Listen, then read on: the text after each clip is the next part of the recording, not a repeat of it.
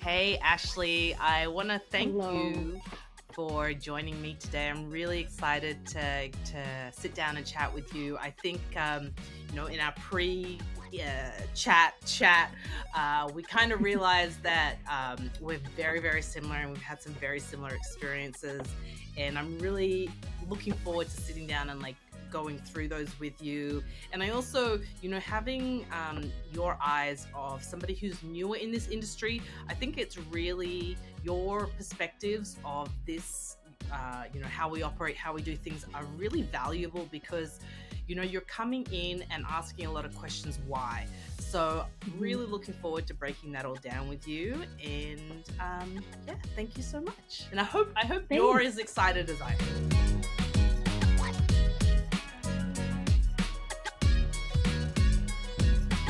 So why don't we start out, for those who don't know you, why don't you fill us in a little bit about yourself? As I said, or as I alluded to before, you're newer in the industry. So why don't we Mhm. start off with a little bit of your background and then tell us what got you interested in mortgages? Sure. So I am by trade a registered pharmacy technician, and I have been for about 15 years. Mm-hmm. I went to school for it. I love the job. I love helping people. It's great. In 2019, I had a baby. I went on mat leave, and the pandemic hit. And when the Mm, pandemic hit, there was the dreaded, how do I go back to pharmacy in the middle of this pandemic yeah, and keep my family safe? yeah, yeah, So I had this realization where, what can I do to still be home, be safe, be protecting right. everybody, and being able to earn a Mm, living? yeah, And my aunt is actually a very successful realtor, and I nice. talked with her, and she basically said, "You don't want to be a realtor. You're." She's like, "I'm never home. I'm on my phone all the Mm-hmm. time. I'm Yep. always gone. I'm gone in the evenings. I'm always working." She said, "You don't want to do that. Mm, You want to try look into becoming a mortgage broker," which okay. then turned into looking to see, is that the career that I want to go in, and it is. It's something that I can work from home. I can be available, and it's just a great industry to be able to say I'm being safe Mm. and being able to help people at the same time, just in a different fashion. Yeah, and you really entered the industry at such a great time with the pandemic. I mean, there were lots of obvious negative implications, but the beauty and one of the really great things that has come out of the pandemic is the advancement in technology and the Mm-hmm. realization that we don't have to be in any specific place to be doing this job, and that you don't have to do this face to face. And the quality of the technology had such an exponential increase that it's Mm-hmm. really like, I don't it's a exciting time to be here because it really shows that the opportunities are endless, and a industry that could potentially stagnate didn't. It pivoted, and it really was like, okay, let's make this possible without endangering the lives of the people who work in it. So that was something I was Yep. really proud of. When I was being part of this industry, how we responded to it. And as you said, keeping your family safe is so important with a young baby. Like, you don't Mm-hmm. realize it until you're there and you have that child and you watch them breathe when they're in the crib, because you're like, they're going to stop breathing. They're going to stop Yeah, breathing. it's Right? So there's nights where I've slept on the floor because it's like, yeah, oh no, like, is she sick? I don't yeah, know. Like, yeah. so it's like I just need to hear her, Mhm. and Mhm. keeping her safe is Yeah, like my imperative. number one job. It's my number 1,000%. one job. And then how could you do your job if you're constantly anxious that you might make your child unwell? It's just not a Mhm. recipe that is sustainable. So it's really commendable that you took the initiative to pivot, and it shows a lot of the courage that you have, because I think changing careers is exceptionally intimidating, especially when you Yeah. have those credentials. So walk me through, you touched on it, that it was, your child, the safety of your family, but walk me through that decision making process, because it's not an easy one. No, it wasn't, and it's hard to go from being in a healthcare industry, and my mom's a nurse, and there's a Yeah. lot of healthcare stuff related into our family, to Mm. completely switching and go to something like finance, like Yeah. mortgages. Yeah. It just, to me, made sense to Mm-hmm. say, you know what? If I'm going to be good at something, what am I going to be good at? I Mm. love numbers. I Mm-hmm. love, finances. I love saving money in Mm. general. So it always felt like if I was going to do something that I want to do and I want to be really good at, it would Mm. have something to do in that finance sector, Right. Mm-hmm. where, again, we went completely 180 and went in a completely different direction, but it's just something that I had to do, Mm-hmm. and I really enjoy it, and Yeah. it was terrifying. Yeah. It was so scary to have to say, you know what, today I might not get paid, or next month, we Mm. might not get paid. But Mm-hmm. I'm very lucky because I have a husband that can support me in what I want to do. I Mm-hmm. want to become a really successful mortgage broker. Right. And he has said, okay, you know what? I'll support the family. If you don't get paid, if you don't get a commission this month, Mm. we'll catch it up next month. It's Yeah. okay. We just got to keep moving forward and doing Mm. something towards that. Well, huge kudos to you, because like Thank you. yeah, just like um the amount of courage you showed is phenomenal. Because I mean, I've been doing this for 20 years, and I don't know if I could change like industries. It's super like overwhelming. And huge, Mhm. kudos to your husband for being that support, and understanding that, this is for the greater good of your family. And it really goes back Yeah. to, when you're making a decision, a lot of people think that a decision gets made in this vacuum. But the reality is, and as you've articulated and shown, your decision to change industries was a family decision. How is this going to Mhm. impact me? What does this look like? When am I going to get paid? Can we afford to do this? Yeah. And it's really important that when we make these decisions, that we include everybody, because your husband is that support, and he's that person that I'm sure you go to when you've had a tough day and you're like, I'm like, Mhm. I need my friend right now. And Yeah. it Yeah. you need their buy-in as well. And it's really great to see that he's supporting you, and lifting you up, right? Because like Mhm. that's what our partners are meant to do, as cheesy as I'm that very sounds. lucky. I'm very lucky. I got to show him this now. You got to listen. Yeah, no, of course. I mean, it's I feel like we don't like, we're so involved in the day-to-day like tasks, that sometimes we Mhm. don't give our partners the recognition they deserve. And I know that, like, I had a conversation with my husband. I was like, you need to kind of like step up, because I'm in this role now, and I need you to be the husband that when I accept an award, I'm thanking. I'm thanking Yeah. for him, taking care of our child while I travel for work. I'm thanking him for, supporting me when I'm working late. I was like, I need you to be that husband. And he's like, okay. And like, to his credit, he has stepped up. He is that man that's now like, oh, you need to go away. How long? Okay, cool. I've got this. I come home, and Mhm. and our child may have like 14 new trains, but Right? but And that's a they're like different a conversation. completely different child too, because like with mine, it's like you go away and then you come back and they've learned something completely different, and they're like a whole different child. And Yeah. then every time you go away and you come home, it's like they're just completely different. Mm, mm. Well, my son learned the word dude. That was cool. That's cool coming out of a 2.5-year-old's mouth. I love it though, dude. Dude. Oh, it's Just like, funny. oh, okay, cool. Okay, so now talk to me about you're returning from work, you're returning from mat leave, you're Mhm. changing industries, you're in this new industry, and not only are you, which is a huge undertaking for somebody, and then we're gonna Yeah. add into this mix a baby, or a baby, 18 months, probably Yeah. 1 year, 18 It's months. yeah. Talk to me about that. Oh, that was probably going back to work, and because I'm still in the pharmacy very very part time to keep Right. my license active, so I'm Yeah. still doing that. So not only am I doing that, I'm doing Ugh, mortgage brokering and being a parent. right. So when I first started and actually came back into the workforce and started this whole thing, I was stressed, 110%, because I wore two mats.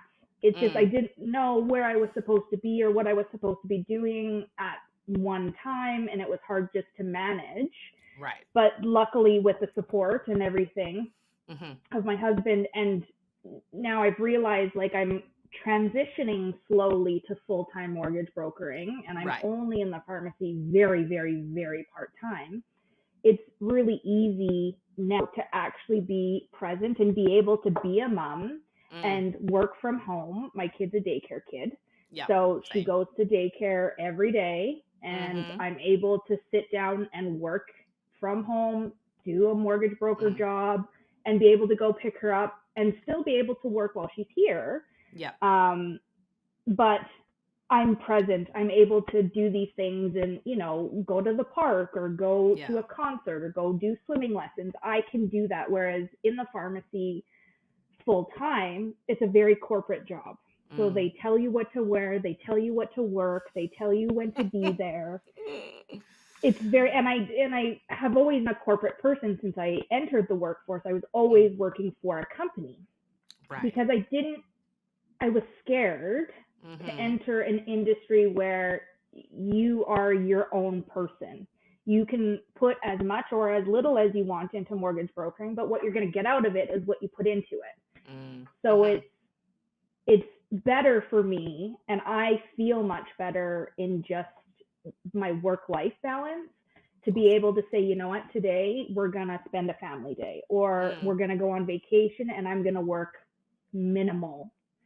It's better that way, but it is definitely a switch to, you know, I don't work that 9 to 5 anymore. I work from when I wake up to when I go to sleep. And it's not necessarily, you know, I'm going to work all day, every day for a set amount of time because, you know, clients call me at 8 p.m. and they want to do, you know, and mortgage application at 8 o'clock. And it's like, okay, I have to do this. So it's very hard to even have, you know, friends that understand that I'm constantly working.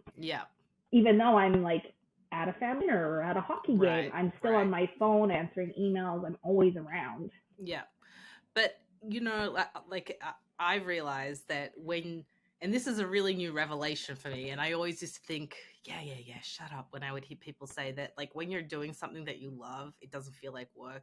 And I used to hate Mondays, and now I'm like, yes. And I'm sure that has something to do with Monday he goes off to daycare. I love him, but I also love being able to focus. And like, it really resonates when you're telling me that you're working from home, but your child is, you know, she's in daycare because you need to be able to focus. And I think there's this perception that like, oh, why are they in daycare? You're at home. And it's like, yeah, but I'm working, and like you're working. Right. And if they're home, they want to be with you, and I want to, you know, be able to give them the attention they deserve. And so it's really kind of, you know, this advent of working from home and being a mother and, you know, people's expectations. It's really interesting when you're talking about that, and they're like, oh, you don't need daycare. And you're like, well, you're home. You don't need daycare. It's like, but how do I work? Like, do you take your kid to work when you go to your, you know, desk job or what? Do you take your kid? It's just the same. It's just, I just happen to work in a room in my house versus to an actual job. I know. It's crazy. It's kind of like, riddle me this, Batman. Would you take your kid into the bank? Just sits under the teller? No, you wouldn't. Like... Okay. Do you think people really understand what the amount of work like that it is to be a full-time mom and a full-time like employee, or not employee, rather, you know, worker, self-employed person? I don't think so. I don't think from kind of the feedback that I've gotten just in my life, people don't understand. There are like a few set of people that are like, okay, you work from home, you're a self-employed person, you work all the time. And it's hard to say, well, why does your kid go to daycare? Why aren't you spending all this time with your kid? And it's very stigmatized to say, you know, I'm a mom, so I should be giving everything I have to my child, which is Mm. understandable, but at the same time, I also have to provide something to my household. And if I'm not working, then there's no way I can do that.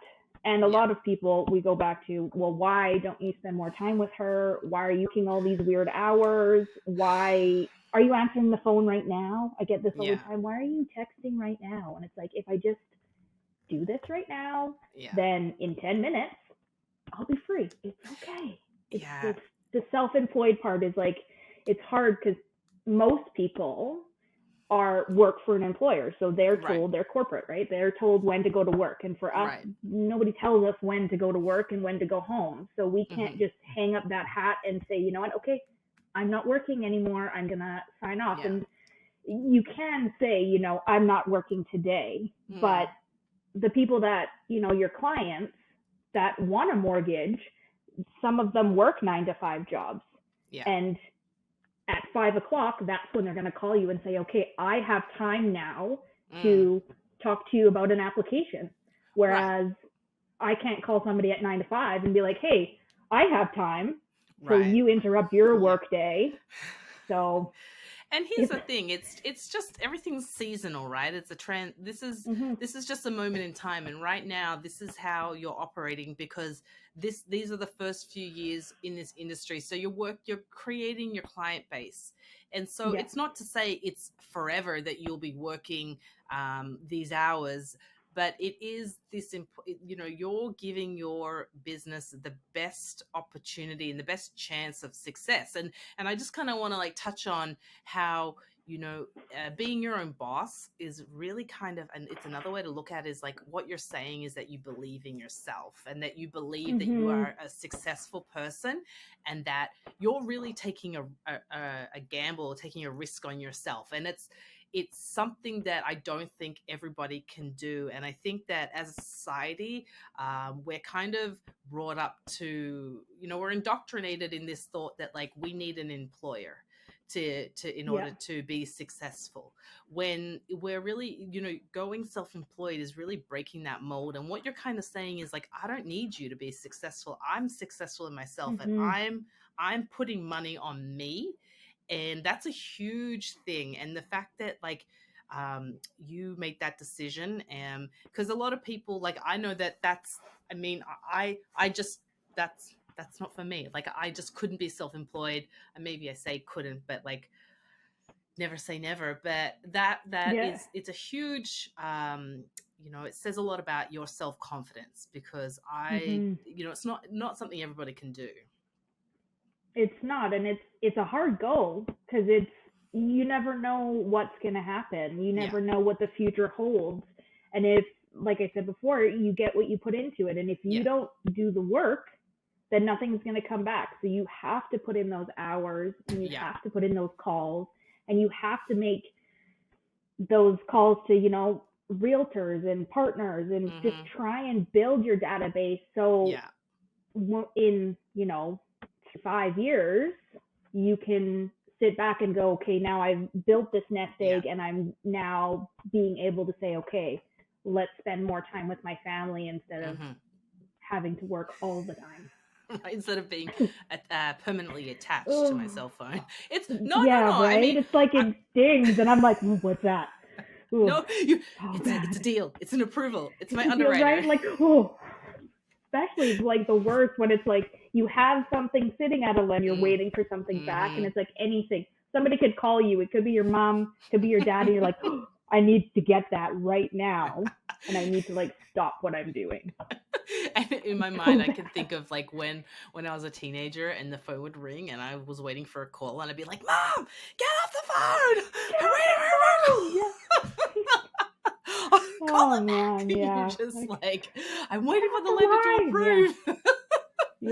Oh goodness. So what made you, like, so you were looking at changing industries, you realized that, you know, pharmaceutical world wasn't the fit for you anymore. What, like, when you were looking at your options, what made you choose Centum? So my managing broker, Cody, actually gave me my first mortgage back home. So I knew of Centum before I even started this whole process. Awesome. And when I was thinking about joining the industry, I called him and we had quite a lengthy conversation of like, can I do this? Mm-hmm. And he is my friend. He's been my friend for a very, very long time. Nice. And he knows who I am. So I basically said, like, do you think I can do this job? And he said, yes, I think you can do just fine. So, and he said, if you want to do this career and if you want to go with Centum, then I will help support you in being able to become successful and do the job efficiently and effectively. Yeah. Which I cannot thank him enough. He's offered the greatest support ever, and he has basically given me the career path that I actually feel confident that I can do now. Because when you start in the industry and you're new, even now, there's things that I'm like, I don't understand, or I don't know. The laws change so quickly, and it's like you get things, not one deal is exactly the same. There's always, a couple variables that are different, or you've got a different situation, and it's like, you can't know everything. So you always want the support from your managing broker and your brokerage to be able to say, I don't know what I'm doing. Help me. Yeah. So, and he's great with that. So that's awesome. I did interview, a couple brokerages, and I did end up coming back to Centum and Centum Mortgage Store to work underneath Cody. So it was always where I was going to be, and I am to stay, just because it's the type of brokerage and the type of learning and the type of broker that I want to be. And it's having a good a mentor home for me. Yeah. And that it sounds like he's your mentor. Would that be correct? Yes, absolutely. Absolutely. And talk to me about how important it's been for you to have a mentor in this industry. You hear a lot of brokers failing in the industry because they don't have support. They don't have a mentor to be able to say, I don't understand. Can you teach me? Or can you walk me through this? Or I'm struggling. You just need somebody on your side where you can have an actual conversation with and feel supported by them. Because if you don't have that and you're new in the industry and you just kind of get thrown in there, you don't know how to navigate getting leads. You don't know how to navigate keeping the leads that you get and how to closing progress, those leads. right? Because it's like, it doesn't matter if you get a lead, you have to close them in order for it to make a difference in anything, right? So you can get 10, but only close the 10. Right. You need to have somebody, if you're joining the industry, you need to have the confidence that you can do it yourself. Yeah. And that you have a mentor that can help you be successful, maybe not hand everything, on a platter and say, this is your job, but to be able to walk through the whole process with you from start to finish, client after client after client, because it is going to be different every single time. And I touch base with him like probably every day and like, okay, this is what I'm doing. What do I do here? This came up, or I'm confused about this. He's very good and has supported me 110% through this process. And I don't think myself going from, my health industry to going into a completely different direction, if he didn't say to me, I think you can do it, and I will help you and mentor you through this and support you in changing careers, I don't think I would be where I am today if he didn't say that. I don't think I would have made the leap. Well, 1,000%, because you're making such a huge change that there are still skills that you can bring over, but it is, like, as you said, there's so much, like, the intricacies of this industry are beyond the capacity, like your understanding capacity when you first get your license. I remember when I was in the bank and then I came over to the monoline world and I was like, sorry, what now? What is this? Yeah, like, what is this? Yeah. And it's so a lot. It's so different, and you need someone who can kind of, show you the way. And Mhm. you know, as you said, it's not about giving everything to you on this silver platter, but you need someone who can be like, ah, no, no, no, you're deviating, go this way, or have you thought about this? And it's like a good therapist, right? They're not going to tell you Yeah. the answer, they're Yeah. going to get you to Yeah. get there. And that's a Yeah. good mentor. And it really sounds like Cody is this great mentor. He's Yes. like your mortgage therapist who helps you Yeah. get there. He gets and he and gets a there's bit more than that, but yeah, definitely. but It's then not just this, yeah. but that's how you remember things, because you're like, oh Yeah. yeah, that's right, I remember when I did Mhm. this, versus just being Yep. told. And like, going and asking people questions, I mean, it also says a lot about your you know, your confidence, because there are a lot of people who are afraid to ask questions. I know that when I was BDM, Mhm. people would be like, oh, I'm really sorry for calling you and asking this question. You're like, and I would say, this is my job, please call me all the time, Yeah. call me, because Mhm. I like, things change. And so the ability to go and put your hand up and say, hey, I don't understand, or can I just confirm this with you, is so important. Mhm. And it's like, hats off to you for learning that so quickly, because you know, I think that people try to be really like, not macho, but like, I can do this and I don't need anybody, and you know, I'm this Yeah. island unto myself and I'll figure it out.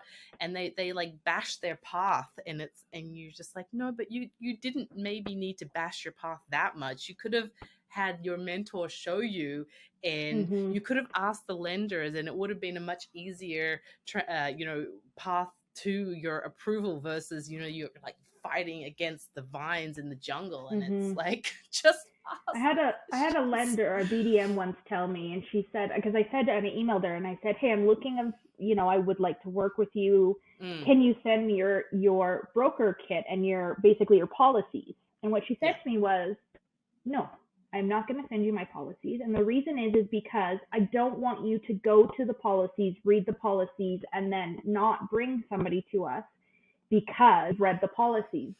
She said it's not what's in the policies that make us be able to take a certain Yes. application or a certain borrower. I don't want Mm, you to read it and think that we're not a good fit. I want you to call me and say, mm-hmm. hey, I have this client. Yeah. Is it a good fit? Yeah. Not just say no because of the policies. It's great to have like Yeah. an outline and this is Yes. a good fit. But she said, I don't want you just to read it. I want you to ask questions. And it was like very, very early in my career where Mm-hmm. she said that. And it would Yeah. made me think, okay, well, these I can actually ask questions. It's not that I'm being, annoying or they don't Yeah. want to answer my questions. Yeah. They do. They want to make sure that we're, fitting them with the Yeah. borrowers. They want to make sure that we're successful and being able to fit our clients with somebody Yeah. and making sure that we get the answers that we need. Well, So and that's that the was thing. huge. And like, hats off to that BDM, because she's 1,000% correct. It's not about, sometimes it's not about what's in the policy. Sometimes it's Yeah. about what's not in the policy, right? Because like, Yeah. It's, then you yeah. work in this, okay, well, it's not a no, so like, how do we get this to be an approval? And you know, there's always mitigating factors, and there's always like, you know, you can give one exception, but then if you give like 15 exceptions, it's in the policy that you can give these exceptions, like, they're not wrong, Mm-hmm. but then we're looking at the strength of the file. So that BDM, the fact that they said no to you, I think a lot of BDMs would be scared to say no, but they're 1,000% correct. Like, they are the living policy, and the policy is a living document, and like a living Yeah. organism, and it's constantly changing. And the challenge with having a PDF of a policy that you refer Mm-hmm. to is that it may be out of date. And so It if, changes and right? it might not be what it needs to be today when Yeah, maybe last week it was different. It's very 1,000%. this industry is not red or green. There's kind of No. the gray section in the middle where it's Yeah. like, okay, so Yeah. can we do this a certain Mm-hmm. way? It's Mm. not just yes or no. It's Yep. let's work towards a yes by doing kind of the stuff in the middle, which is the 1,000%. hardest part to learn because you don't really know. I know. But here's the thing. here's my hot tip is that your underwriter is like your best resource. And I used to, when I was underwriting and one of my brokers would call me, I would say things like, tell me why you want to lend them the money and like sell me Yeah. on the file, right? Like, tell me what you see in this application. Like, why are you spending your time on it? Because, you know, it kind of puts the onus back on them versus me trying to figure out where it fits. You know, they need to have the ability to articulate the strengths, and that's kind of where like underwriting 101 becomes a sales skill. But they need to be able to say, hey, underwriter, XYZ, these are the 5 reasons that this is a file that I think it should be approved. Yes, there are some missed payments over here, but as you can see, you know, and show me, and they would mitigate it, and I'd be like, okay, no problem. Because you know what? The easiest thing for an underwriter to do is to approve a file. The amount of work that goes into declining a deal is beyond what people realize. It's not this easy thing where you're like, decline, next. A good underwriter should fully review the file, fully write up the notes, and then decline it. Versus like, so the approval is the easiest road. And so most underwriters are like, I want to approve this because I don't want to fight just for a decline. So I don't think everybody kind of realizes that, but yeah, like your underwriter is your best friend and your BDM is your best friend. Like, and that BDM who said no to you, chef's kiss. Yeah. She's wonderful. Yeah. Is she still your BDM? Yep. I email her constantly with questions and stuff all the time. So I love it. Look, I mean, that's their job, and that's what they want to do, and they want to talk to people who are interested in working with them. So tell me, like, I've watched a lot of your Instagram, and talk to me about bringing fun into your workday. And what are some of the benefits and like the results that you've seen from doing this? From being a first-time home buyer, mortgages were boring. When I came up and I was getting a mortgage with Cody, the numbers, it's just dry. It's boring. And, you know, most of the time when I'm talking to first-time home buyers, they're like, I don't understand. Like, and that's totally because they don't know the whole process. And it's they don't get it. But lots of them are like, this is a lot. Yes, it is totally a lot. And I like to make videos and do things on a fun scale because it's just, you know, they're mundane. Mortgages are mundane. They're dry. They're very repetitive. There's so much information that I like to bring a little bit of fun into it, crack a joke every once in a while, you know. I make a little bit like, you know, not fun of things, but like just be a human on this end, because your client on the other end is coming to you asking for help and you need to be professional. But there is a point where you could be almost too professional and dry and just, you know, following your script every time, which could turn clients off. They want to come to you for help because they know you. They have seen your face. Like my face is all over Instagram doing all these funny videos for partners. And there are partners, you know, like realtor partners that are coming to me saying, hey, I want to work with you. Like I've solidified 3 relationships with realtors off of Instagram to say, hey, I want to work with you because I've seen your face. I love your videos. I know who you are as a person. Because I'm very transparent. Like whatever you see on the videos, that's me. That's my humor. I'll make it fun. Like I'm not sitting on my videos because that's what I like to do. It's because it's me. It's authentic is what it is. So.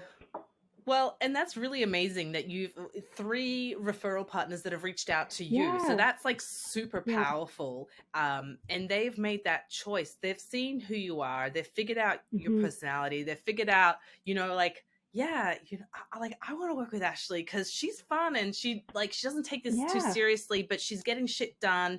and Yep. like I know what I'm getting.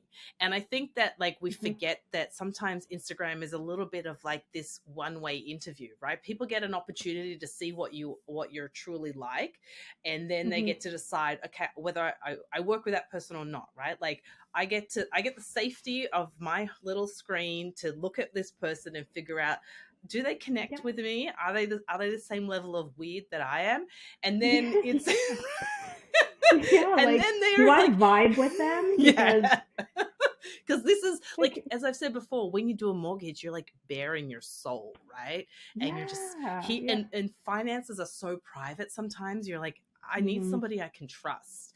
And Yep. this is where Instagram is such an important tool for, and it's an important tool to be true to yourself, because once you get to that client and have that conversation, it's really hard to hold back your true personality, and it will eventually Mhm. shine through. And if they've signed up for something different, they're going to be like, what, she's cracking all these Where'd it jokes, I come thought, from? what is this all about? Right? So Who like, is this person? so why waste I all that didn't call time? this one. Yeah. She's really weird. No. Yeah. Oof. And so it's, Doesn't I mean, match. it's I think that there's been a really big shift in this industry of like people who take themselves, or not take themselves too seriously, but people who feel they need to project themselves in a way that they feel others want to see them. And now Mhm. we're seeing people being authentic, and the authenticity is just like so refreshing, and it's really breathing this like new life into an industry that, Mhm. you're right, it can be really, really dull and boring, and it's full of emotions, because like a Yep. home purchase, full of emotions.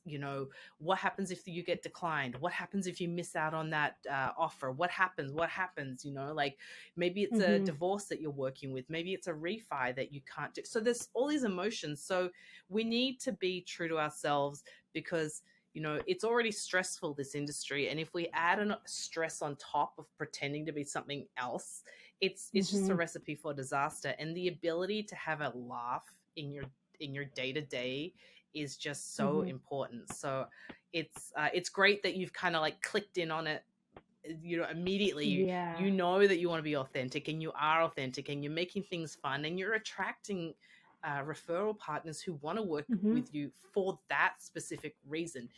And that's Yes. the thing Yep. that I think people get scared of. Like, if I'm myself, if I'm my true self, people won't want to work with me. And here you are, this beautiful example of somebody who is being true to themselves, showing, you've got a fun side, you've got this quirky side that you don't take things too Mhm. seriously, but you can still get things done, and people are Mhm. responding to it. So that's like huge. It's wonderful to see, people come to me and say, I've seen your videos and I want to work with you Mm, specifically, not somebody else that I've yeah. just, Googled and found. They Yeah. can basically figure out who I am just by Yeah. watching some of my videos. Yeah. And they can decide for themselves, am I too much? Am I too weird? Am I too Never. crazy? Like, do they want I could be, Yeah. but I'm not everybody's cup of tea, and I won't True. be. I Yeah. there are some markets like Vancouver and stuff where maybe that doesn't work as well.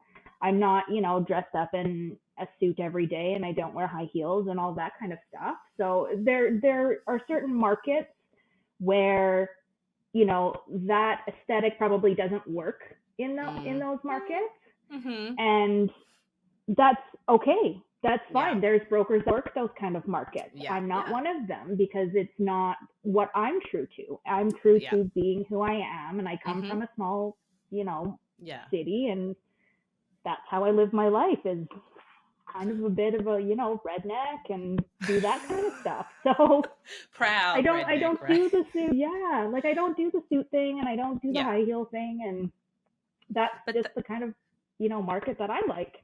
and that's okay. And like, here's the thing, these people that the people that are not these people, the people that are working in the areas that you feel, aren't your demographic, they're being true. Mhm. Hopefully they're being true to themselves, and that's their true Exactly. Yeah. representation, right? Like, there was a time where I loved to dress in a suit. Well, post baby and pandemic, pretty much no, but Hmm. you know, like love to get on a podcast, but some people, you know, want to wear those high heels again, want to wear that suit. You know, Hmm. there's a lot of, they Yeah. feel power in it. So it's not that you're poo-pooing it, it's just that that's not your truth, it's their truth. Yeah. And I think it's really important. I mean, you've got a little girl and you're showing your little girl that you don't have to be, like, women don't have to be like each other.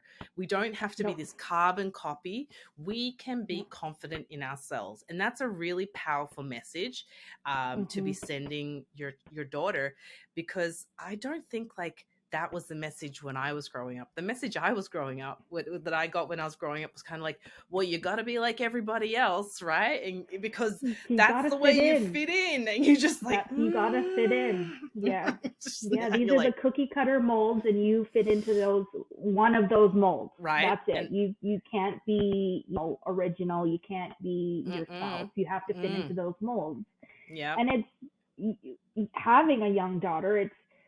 I need to show her that it's okay to be yourself.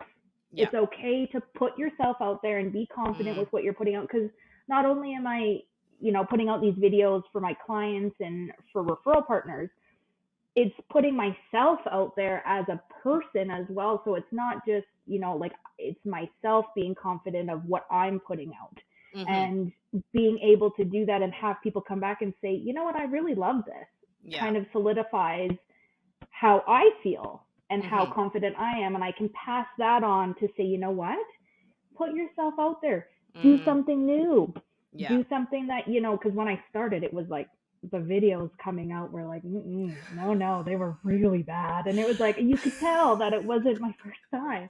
And I look back at some of them as like, ooh, wow, no, those are don't do that. scripted. And it's like, oh, it's hard to say, but now it's like, it's just kind of flows out, and it just, Mm, something comes up, and it's like, I just love doing it and putting myself out there and mm-hmm, having positive feedback yeah, from other people in the industry, other referral partners, all yeah, of those kind of things. But at the same time, there's also other women, and there's also where, it's you versus another woman down the street doing the same thing.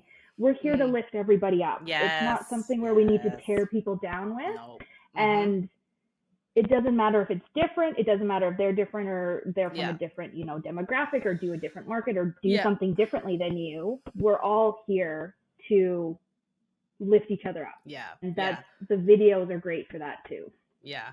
Well, I want to go back to you saying when you look back at your old videos, you cringe, and trust me, I feel that in my core. But what I'm trying to do is change my mindset and look back at those videos and look at what I'm doing now and be proud of my evolution and be proud of like how far I've Mm-hmm. grown and be proud of what I'm doing now. And like, it's really, we're in this really unique time where we get to document our growth. And we, like, when I Yeah. was growing up, we never had that, right? So you could like, talking about taking a long time to put a video out in the beginning, trust me, it used to take me like 2 hours to film a 15-second video, because you're like, no, no, Yeah. no, that wasn't right. Oh no, I fumbled that word. And now it's a completely different process. By no means is it perfect, but now I'm Mm-hmm. kind of like, it doesn't matter if I like fumble that word, because here's the thing, that's life, and people will sometimes misspeak. It's not that I'm making this huge error, it's just like, this is life.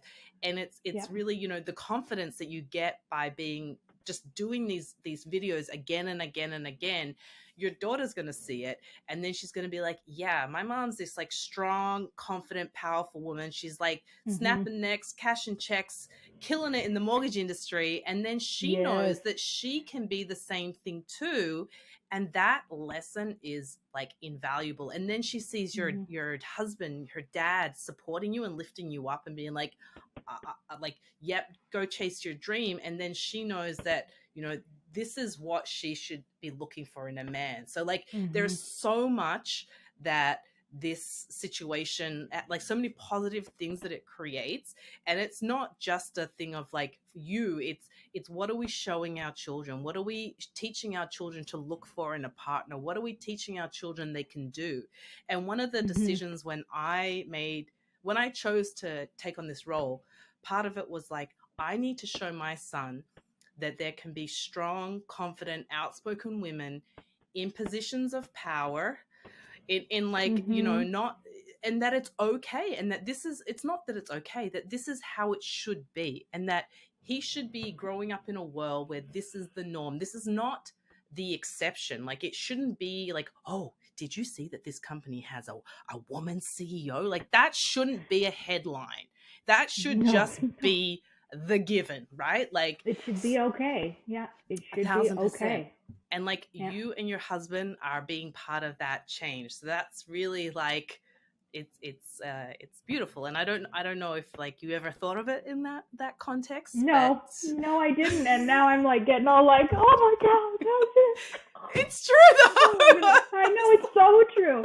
I know and it just goes to show that even though like I'm doing my everyday life and to Yeah, me it just feels normal, yeah, I'm doing stuff that I can't even see or fathom outside of just me yeah, doing my everyday yeah. job. I'm, creating a human being Mm, that's going to grow up and be a woman of her own. And I'm yeah, creating, good relationship with my husband. And it's just mm, things that you don't think about yeah, when you're just like, oh, I just put this video out. But what does that mean when you put a video out for the people watching it? There might mm, be, a new broker watching it going like, oh, she did that. I can do that mm, too. And just yeah. lifting people up where I Hmm. have no idea. I'm just doing because I love it.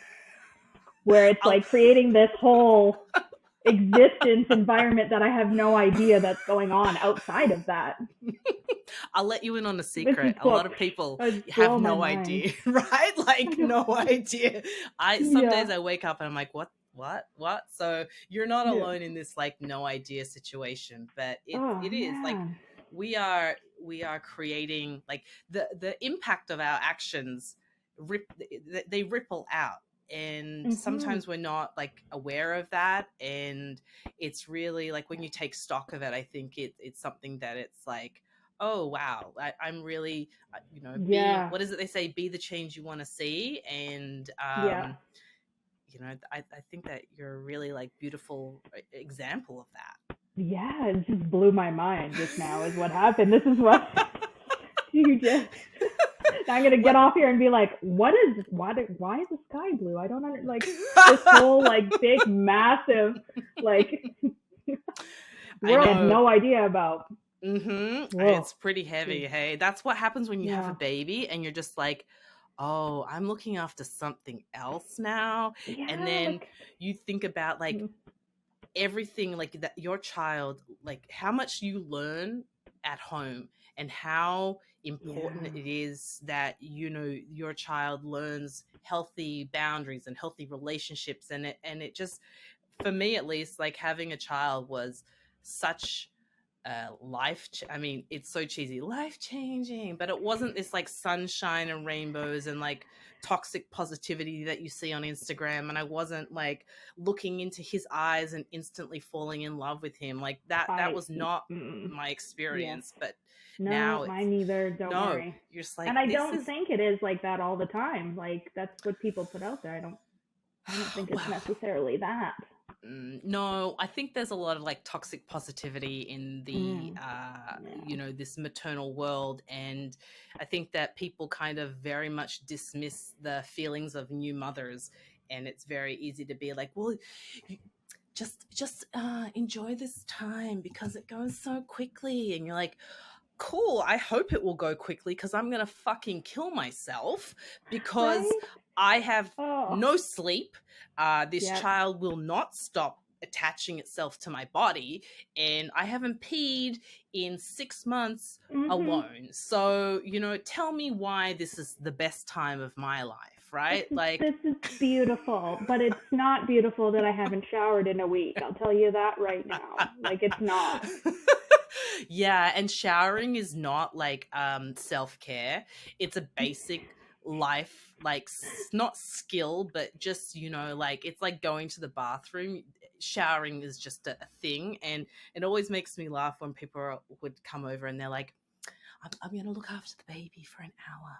What are you gonna do? And I'm like, I may not want to do anything. And then they get in your head and you're like, well, I got to be productive because I have an hour.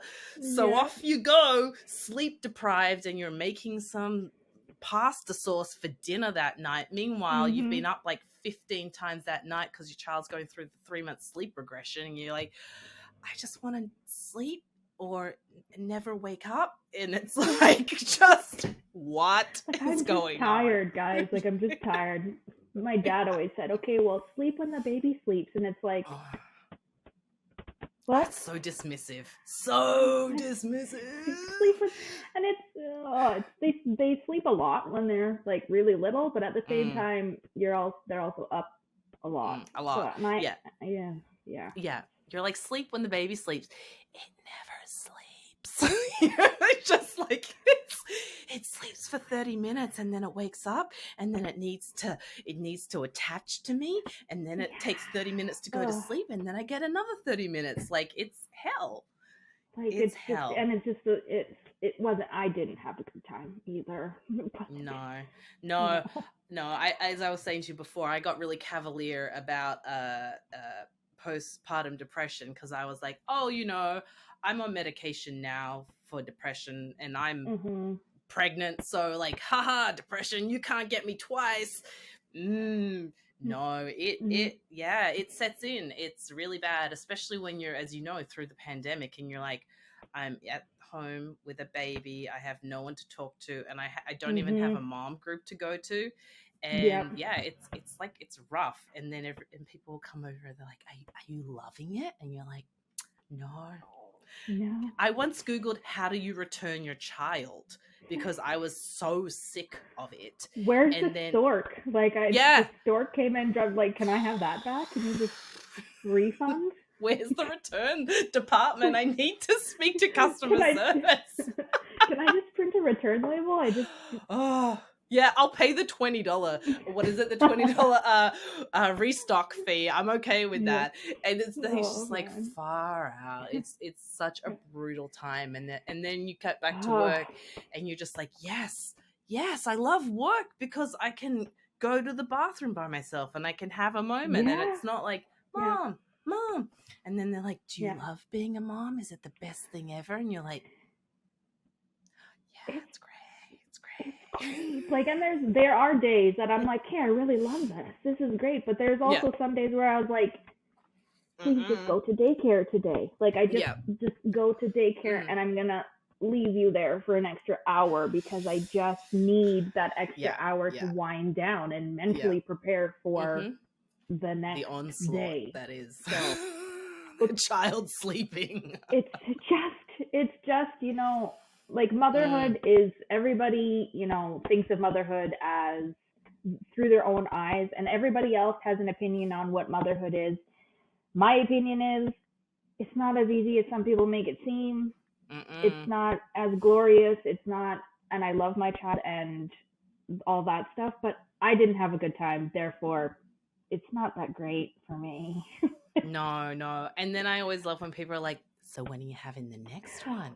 Are you going to give birth to this child? Yeah. Never. Can you give birth to it? Yeah. Never. One's enough for me, I think. When's the next one? Don't you love being pregnant? No. I had a rough time. I spent a lot of time in the hospital when I was pregnant. It wasn't joyous. I wasn't like, this is beautiful. No. Yeah. It's tough. And I think that there's like, people don't really have this capacity to understand that it is really hard, and that like, that maybe you don't want to do it again. And like, that's totally okay. And I oscillate between like, yeah, another one would be great, but I don't want to do it. And then like, no thanks. There's a lot of that. Can I just adopt a 2-year-old? Yeah. She's 3 and now she's going into daycare where, all of the kids, or most of the kids, have siblings. So she comes home and she's like, when am I going to have a sister? Like, you too now? You too? Never. Like, peer pressure. Like, no thanks. You've got 2 dogs. That's enough. I know, right? Like, I have enough on my plate right now. I do not need to be pregnant. Like, I just didn't have a good time. No, and I think that's it. Like, there's, kind of like, people have this perception of what it is, and people, there's a lot of like toxic positivity. I say that again, and it's, this like, um, pushing away or invalidating your negative experiences and being like, oh, well, it couldn't have been that bad. And you're like, but it was It was. terrible. And Yeah. I think that people, I think that like we as a society are really uncomfortable with negative feelings. And Mm-hmm. the thing with a negative feeling is that like it's like feelings are just feelings, like they just are. And a negative feeling is okay. Just as like, Yeah. feelings aren't good or bad, they just are. And when I say good or bad, like, good meaning we should only want to have those, like having a feeling like not wanting to repeat an experience is totally okay. And I think that, we as a society get brought up to like invalidate these feelings of like, well, being pregnant was a really tough experience. Oh, well, it couldn't have been that bad. Look on the bright side, at least you had a kid. And you're like, shut up. I don't want to hear this. I just want you to be like, Mm-hmm. I'm really sorry it sucked for you. That must have been really hard. And the thing is, having that emotional intelligence, it's really funny. Like when you look at the curriculum of schools, you kind of question why certain things are taught and like what the relevance is, where I feel like the society would be so much better off if there was like a course on emotional intelligence and like how to create a budget and like just generally how to file your taxes, right? How to have a healthy relationship. What are boundaries? I think that there are so many different things that we can like teach our children, and that kind of goes back to like the house, right? Like what you're showing your child and what you're teaching. We have to take that on ourselves, and like it's okay to not love an experience that everybody else thinks you should, and it's okay to be like, I don't want to have another kid, and it's none of your fucking business. And it's just like, it just makes me laugh, like, well, you can have it for me and raise it for 2 years and give it to me because I don't want to and do give those it back things. Yeah, because like I don't want to do it again. Like I would love to have, not be pregnant, Right. but be able to have a 2-year-old. Like that would be fantastic. Yeah. But it's just I can't do it again. It's the sleep deprivation alone is just. Oh, I can't even think about even changing because like so she's not in diapers during the day. Like I can't imagine changing a diaper that had shit in it again. Well, like, I'm living it. It's gross. It's gross. That never happens. Yeah, like it just that doesn't happen. And there was a time where I was like, yeah, I have to do this, but I do not have to do that now. I don't have to do it. Yeah. So I don't want to do it again. Yeah. You're like, I had enough. It was an experience. Yeah. Maybe 1 out of 5 stars. Would not recommend. If it were a Google review, right? Would not recommend. No. I'm just if I could put no stars. Yeah, right. Well, they won't let you do half a star. So it's and then it's your own child. So you gotta like it. So talk to me about how important it is for you to know, or how, like, what are some of the benefits that you've seen? I'll fix that. So talk to me about how important it is for you, or how like beneficial it has been for you to know your target demographic. Like you say that you're not the suit and high heels, but what have you seen by, being genuine and knowing your target demographic? What are some of these like positive like results that you've seen? Well, coming from, most of my business, so I currently am physically located in Alberta. Okay. But I hardly do any business here. I do all the business back home in BC where I'm from, where our brokerage is. Yep. And it's a small town and people talk. So if you do a poor job, people are going to realize it. But I have not done a poor job, and I have just the word of mouth where, people call you and say, my friend used you. She really loved your service, and I would love to use you as well. Like that to me is like, holy, like, just the amount of like, people want to say, I used Ashleigh as a broker. You should too.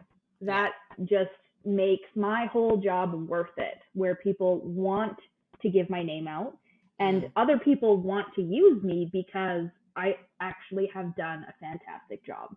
And in the small town, word travels really quickly. So Yeah. my name's getting out there faster because, there's friends, family, they all still are back home. So it's just Mm-hmm. like I'm rapidly spreading in my hometown and everybody knows who I am. I was born and raised there. So it's like it's easier for my name to get around because Yeah. everybody knows Yeah. my family, everybody knows Nice. my friends, everybody knows Yeah. me. I graduated there. So it's Nice. easier to do it when you know your demographic and know what they're looking for.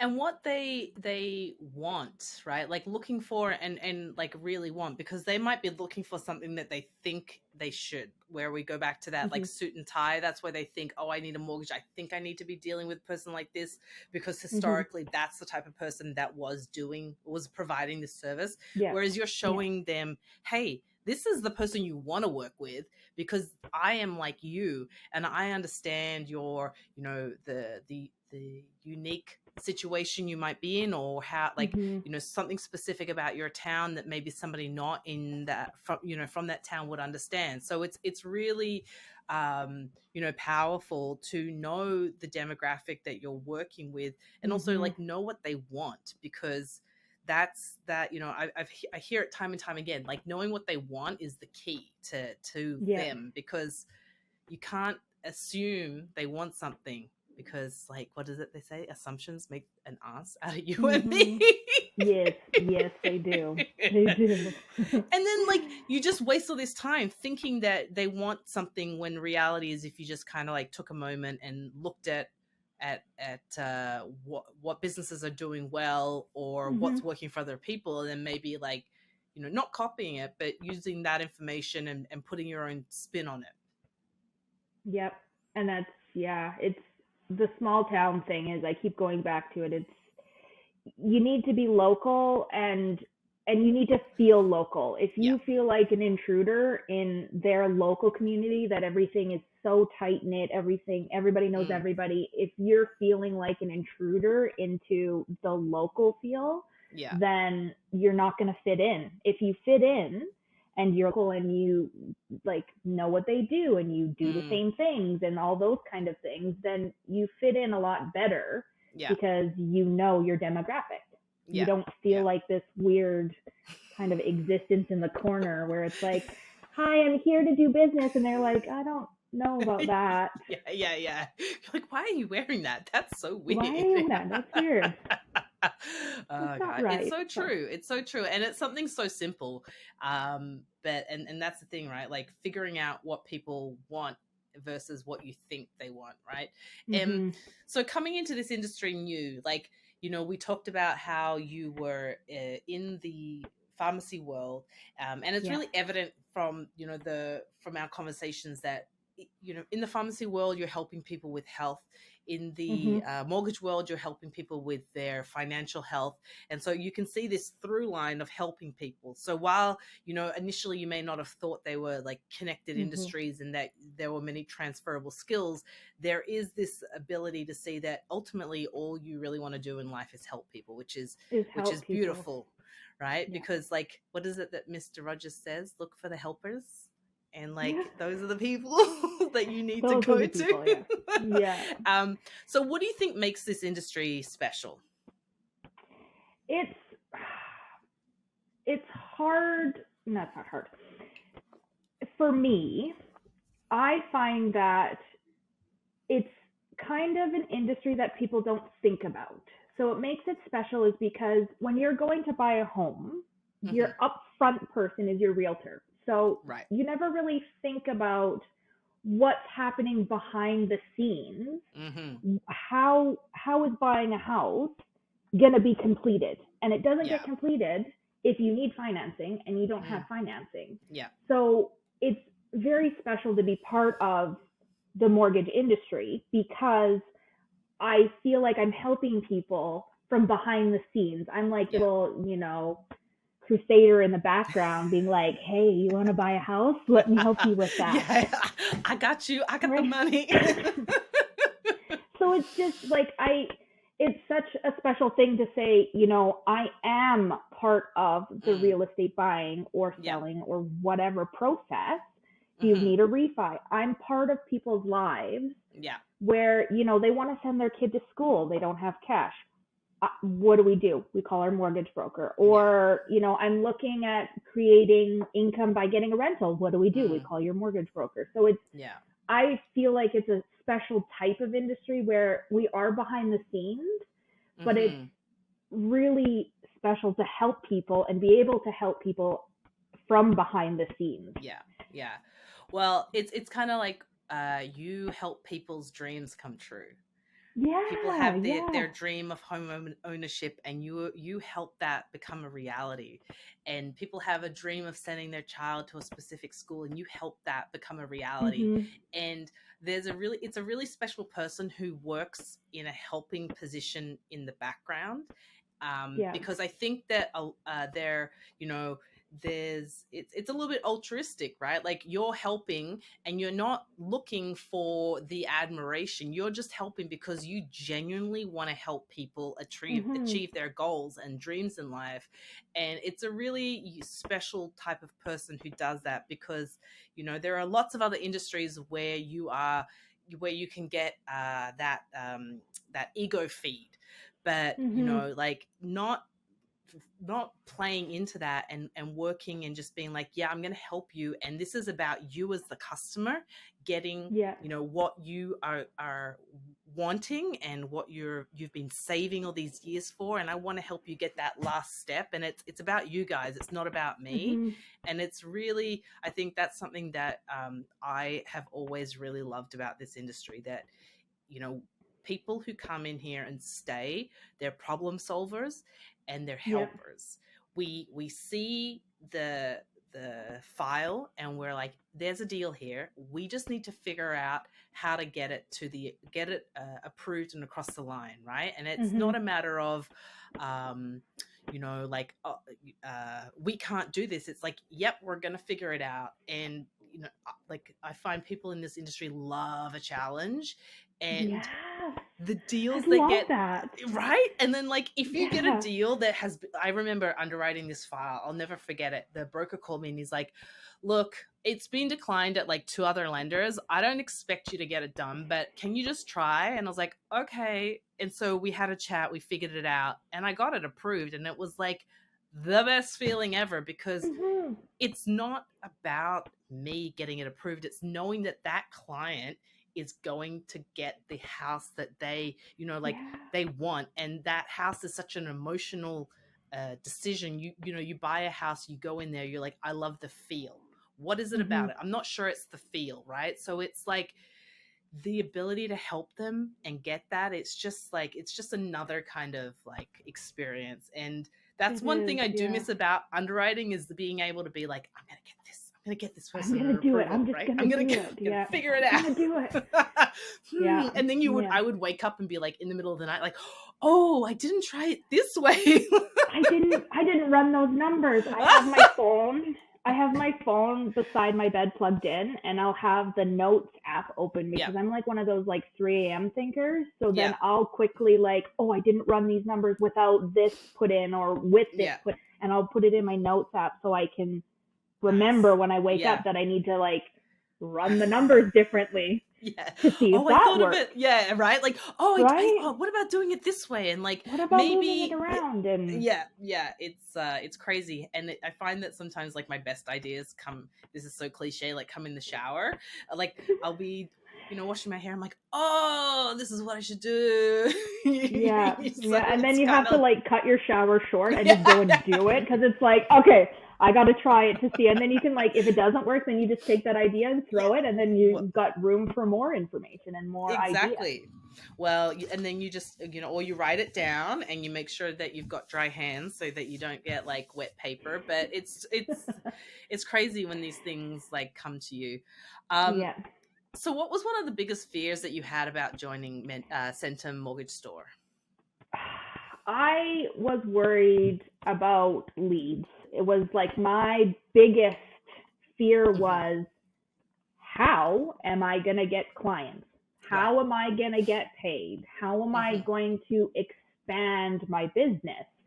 And it is probably the biggest fear for a lot of people is you go into a new 1000%. industry and you have no idea what's going to happen. Yeah. Yeah. So that was my biggest fear, was lead generation, and how do I do that?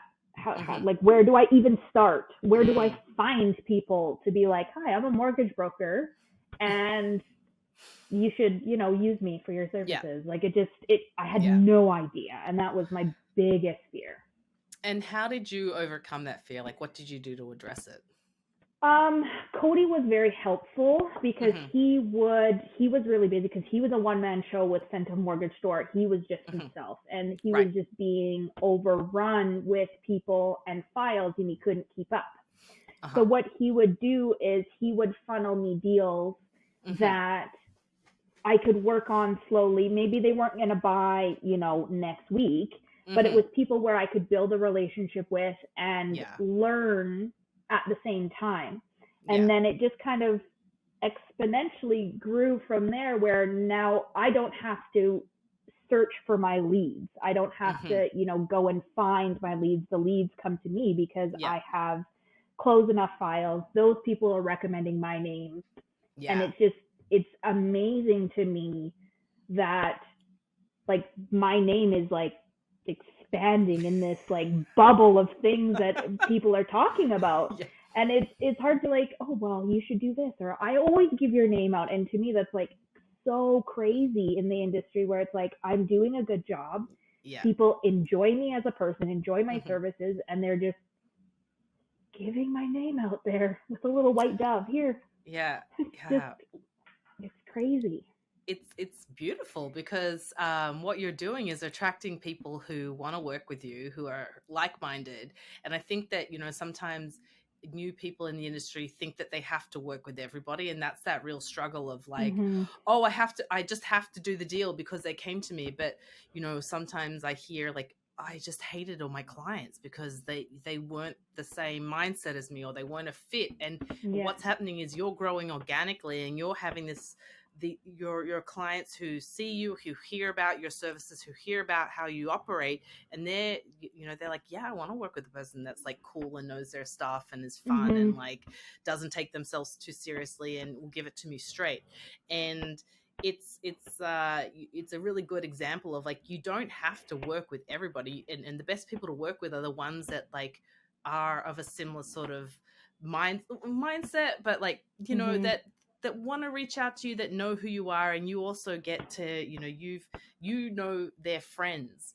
And so people generally like birds of a feather flock together. So you kind of have an idea of what they're like. So, referrals from friends are amazing, but this is just like, it sounds like it's spreading like wildfire, which is phenomenal. It is. It's just crazy. Like, and I never thought, like I said, being corporate, like I never knew what any of this meant. I completely walked into doing this job in this industry with a blank screen. I had no idea how to do it and how to get leads, how to do the job, nothing, zero. It was completely blank. But this really highlights how important it is to have a mentor that is, that knows their stuff, that is, operating. Because sometimes you can have a mentor, but they're not really like doing any files. So maybe it's a case of you have different mentors for different things. But Cody seems to be this, full package where he's been able to really help you and give you your own wings. And it really goes back to like how when you're new in this industry, you don't really know like the left from right. So aligning yourself with a mentor is so imperative for your success. And they kind of give you the map, and that is that allows you to be successful. And then you follow, you pass on that you pass on that skill of being a mentor to somebody else when they're new in the industry, right? It's just this it's so important to have somebody to help you to guide you, because as you said, as you touched on, so many new brokers do leave this industry because they kind of I'm assuming here they get overwhelmed, or they feel like, Yeah. they can't Yeah. cut it. They don't really know how to get started. I speak to a lot of people, and time again, it's like leads. And Leads. it is that, sometimes it feels like the be all and end all, but it is and it isn't. And it's one of those things that when you get with a really good mentor, they can show you what's worked for them. And it's a bit of a, that shortcut to, well, Mm-hmm. it didn't work for me doing it this way, but give it a try. And it might work for you, but have you thought of doing it this way, or maybe tweaking it this way? It's your coach, right? Yeah. Yeah. My So dog is snoring. I oh, that's apologize. cool. We can't hear it. Oh, good. She is It's like cute. sleeping. She's having that REM sleep. Yeah. Like, I wish I could nap like that. Oh man, that's one of the things I learned after having a child, is like how to nap. Like I nap like a beast now. It's just like anywhere and everywhere. I have become my mother, who like sleeps on the train like this. Like, so where do you see yourself in 5 years?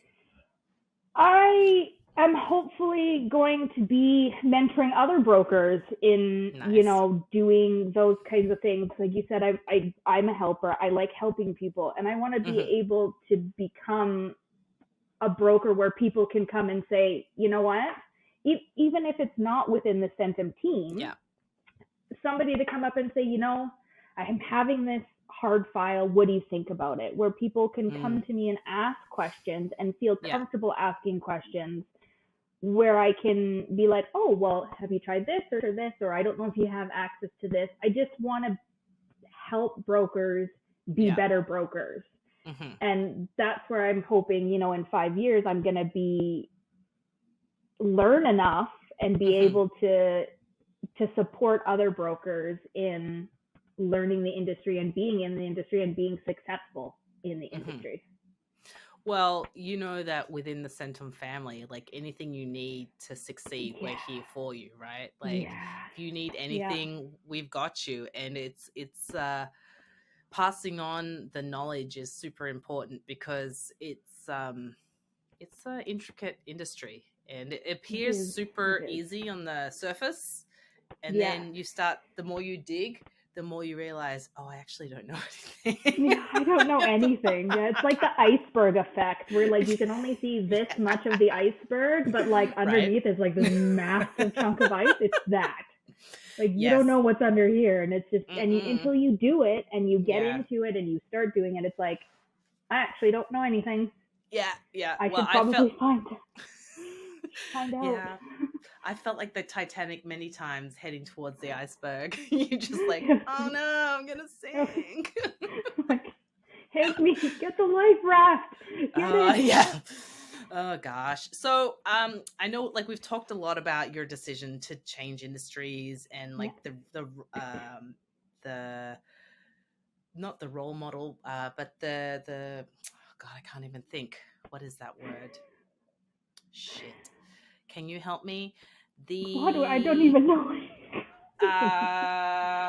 I'm trying to say, like, how you are showing your daughter. Anyway, so we've talked a lot about your decision to change industries and how that took a lot of courage.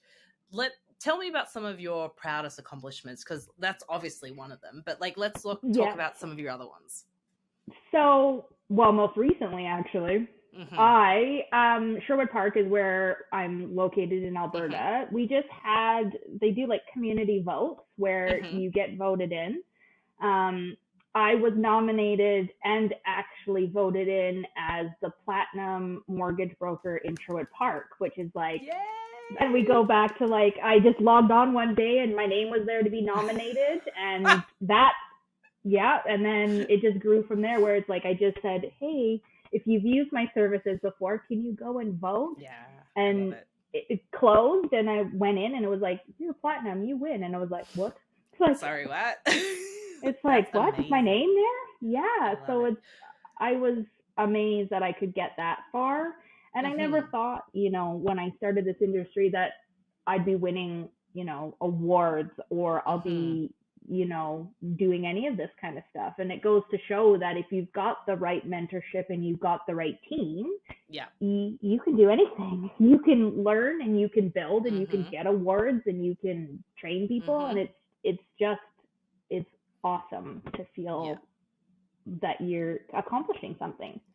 Well, that's huge congratulations. That's Thank you. a beautiful accolade to receive from,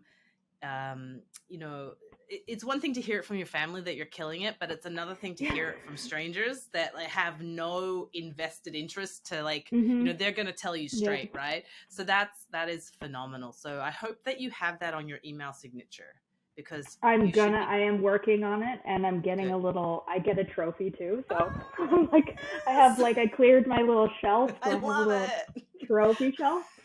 I love Not it. going to be the last one I'm going to get. Well, I was just about to say, you get that shelf clear, because there'll be more coming. Yeah. That's my goal. So what would you say to somebody who's thinking about joining the Centum Network?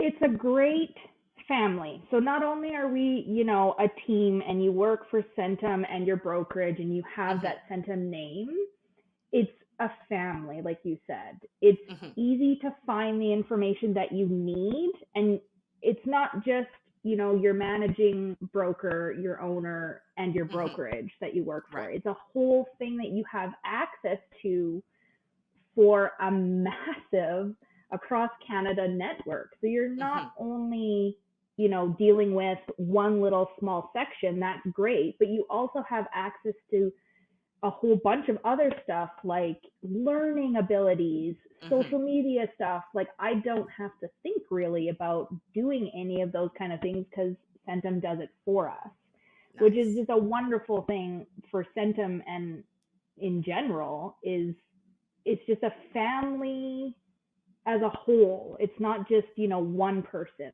It's this whole team.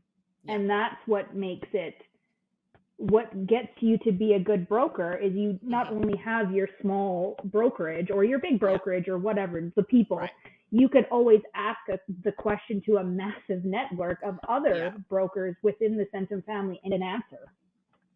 That's awesome. Well, that's one thing I've noticed is that everybody is really eager to help each other, and that no one, like, you can phone up a Centum office in Manitoba and say, hey, we've got an office in Ontario that needs some help with the file kit, and they're on it. And I'm sure you see it in every network, but I think that, the one of the things that I've experienced that I think separates us from the rest is that like our heart is really in this, and we want the best for everybody. And anything that anything we can do, we will do to help people. And it's like I just, as I said, I used to hate Mondays, but now I'm like, yes, let me get there. I want to get to my desk. I want to work. And I think that really shows when you're part of a network where people want to be there, and people like their heart is going into everything. It's really evident. So I'm really happy to hear that you're feeling that as well, because it's one thing for head office to think like, yeah, rah rah, like we're doing great. We're doing great. Yeah. I'm gonna pat myself on the back. Did you see the thing that we just implemented? Yes, the graph went up. But it's another thing to hear it from family members that they're actually feeling this, because that's really the litmus test, right? Like, is it being felt?